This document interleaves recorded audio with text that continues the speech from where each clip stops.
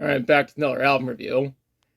Today's review is on Live Frog Set 2 by Colonel Les Claypool's Fearless Flying Frog Brigade, aka the Les Claypool Frog Brigade, aka the Frog Brigade.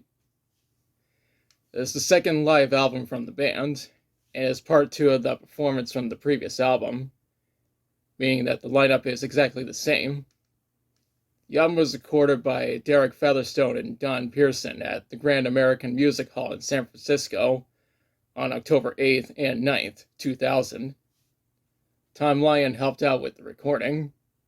Les Claypool produced, mixed, and engineered the album at Rancho Relaxo.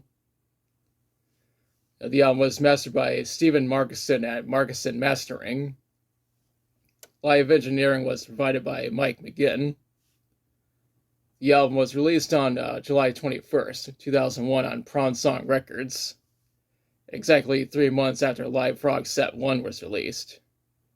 Just like its predecessor, it's centered around experimental rock and progressive rock. When I reviewed Live Frog Set 1, I mentioned that some of the songs are covers of songs by Pink Floyd and King Crimson. This time around, the performance is a cover of the album Animals by Pink Floyd from '77. That album is a concept album about the political conditions of Britain during the mid-'70s. There were only 5 songs on this album, and we're going to go over them one at a time. The intro to this album is Pigs on a Wing. Now, Pigs on a Wing is a 2-part composition, and this song is part 1. Now, the thing is, the Frog Brigade had twice as many musicians involved compared to the original version. After that is Dogs. The original version is 17 minutes and 4 seconds long. This version is a minute shorter than the original. Next track is Pigs, 3 different ones. This version is only 14 seconds shorter than the original.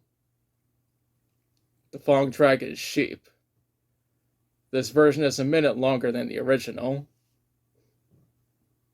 The finale of this album is Pigs on a Wing 2. As the title implies, it's the second and final part of the first song. When researching this album, I read that it peaked at number 23 on the Billboard Independent Albums. This means that it charted higher than its predecessor, but it didn't receive any certification from the RIAA. I saw that AllMusic and Rolling Stone magazine liked this album. I'm especially surprised by Rolling Stone because they usually bash albums that I like. Now for my thoughts. I think this is a very good album, and I think it's just as good as its predecessor. It's quite interesting that the Frog Brigade decided to cover the album Animals by Pink Floyd, given the fact that Pink Floyd is one of the bands that these guys took inspiration from. The Frog Brigade didn't make any more live albums at the time of me making this video, but they did make a studio album. More on that in the next episode. Overall, I recommend checking out this album. And now is the part where I question you.